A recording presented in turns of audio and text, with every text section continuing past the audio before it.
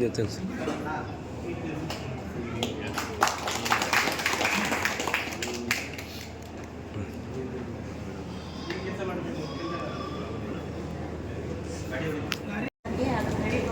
ಯಾಕಂದರೆ ಪ್ರತಿ ಸರ್ತಿ ಇಯರಿಂಗ್ ಇದ್ದಾಗ ಅವರು ಫಸ್ಟು ನಾವು ರೆಸ್ಪಾಂಡೆಂಟ್ ಸೈಡ್ ಆಗಿದ್ದರೂ ಕೂಡ ಅವರು ರೆಸ್ಪಾಂಡೆಂಟು ಪಿಟಿಷನರ್ ಇಬ್ಬರನ್ನೂ ಕೂಡಿಸಿ ಬಹಳಷ್ಟು ವಿಷಯದಲ್ಲಿ ತಿಳುವಳಿಕೆ ಇದ್ದಿದ್ರು.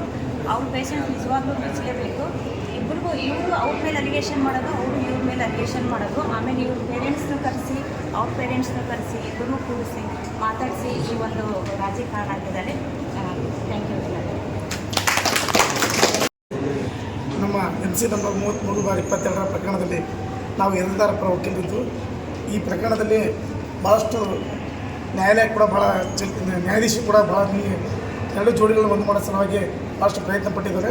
ಅದೇ ರೀತಿ ನಾವು ಕೂಡ ನಮ್ಮ ಅರ್ಜಿದಾರ ಪರ ವಕೀಲರು ಕೂಡ ಭಾಳಷ್ಟು ಶ್ರಮವಹಿಸಿ ಇಬ್ಬರಿಗೂ ಬುದ್ಧಿವಾದ ಹೇಳಿದರೆ ಹಿಂದಿರ್ತಕ್ಕಂಥ ಸಾಹೇಬರು ಕೂಡ ಭಾಳಷ್ಟು ರಮೇಶ್ ಗಾಣಿಗರ್ ಸಾಹೇಬರು ಕೂಡ ಭಾಳ ತಿಳಿಸಿಯಲ್ಲಿ ಕಳಿಸಿದರು.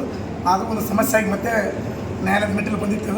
ಈ ಸಲ ನಮ್ಮ ಗುಡ್ಡಪ್ಪ ಸಾಹೇಬರು ಇದನ್ನು ಭಾಳ ಹೇಳಿ ಅವರಿಬ್ಬರಿಗೂ ಮುಂದಿನ ಜೀವನ ಸುಖಕರವಾಗಿಲ್ಲ ಅಂತೇಳಿ ತಿಳಿಸಿ ಬುದ್ಧಿವಾದ ಹೇಳಿದಕ್ಕೆ ಇವತ್ತು ಅವ್ರು ನಮ್ಮ ಜೀವನ ಮತ್ತೊಂದು ಸಲ ಪುನರ್ ವಿವಾಹ ಮಾಡ್ಕೊಂಡು ಹೋಗಿದ್ದಾರೆ. ಹಾಗಾಗಿ ನಮಗೂ ಕೂಡ ಸಂತೋಷ ಆಗುತ್ತೆ. ನಮಗೂ ಅಷ್ಟು ಮಾತಾಡೋಕ್ಕೆ ಆಗಲ್ಲ, ನ್ಯಾಯಾಧೀಶರ ಅನುಮತಿ ಆದ್ಮೇಲೆ ಮಾತಾಡಿದ್ದೀವಿ. ಚೆನ್ನಾಗಿ ಕೊಡ್ತಾರೆ, ಏನೇನಿದ್ರೆ ಚೆನ್ನಾಗಿ ಕೊಡ್ತೀನಿ.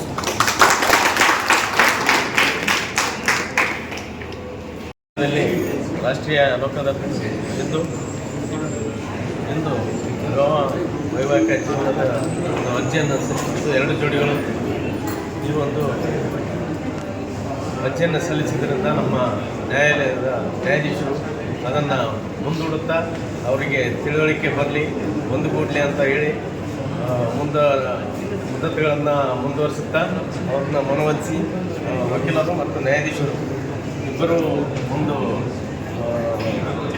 ಈ